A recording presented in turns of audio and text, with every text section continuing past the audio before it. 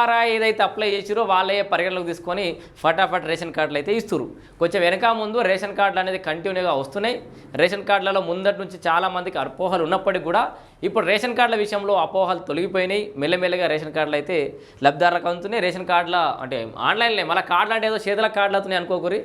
మీ లిస్ట్లో మీ పేరు వస్తే కథం మీకు బియ్యం వస్తాయి. ఈ నెలల ఆన్లైన్లో మీ పేరు వస్తే నెక్స్ట్ మంత్ నుంచి బియ్యం వస్తాయి.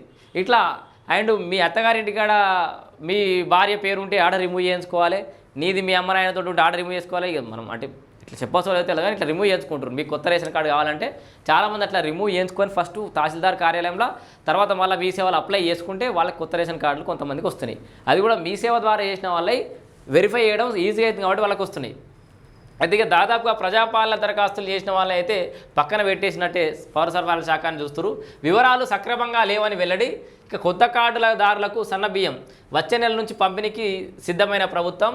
కొత్త రేషన్ కార్డుదారులకు వచ్చే నెల నుంచి సన్నబియ్యం పంపిణీ చేసేందుకు రాష్ట్ర ప్రభుత్వం ప్లాన్ చేస్తున్నది. కార్డులు మంజూరైన వారికి ఈ నెల 25 నుంచి సెల్ ఫోన్లకు మెసేజ్లు పంపేందుకు సిద్ధమైంది. ఇప్పటి వరకు గ్రామ సభల ద్వారా ఎంపికైన వారికి మాత్రమే కొత్త కార్డులను రాష్ట్ర ప్రభుత్వం మంజూరు చేసింది. ప్రజాపాలన, ప్రజావాణి, మీ సేవ ద్వారా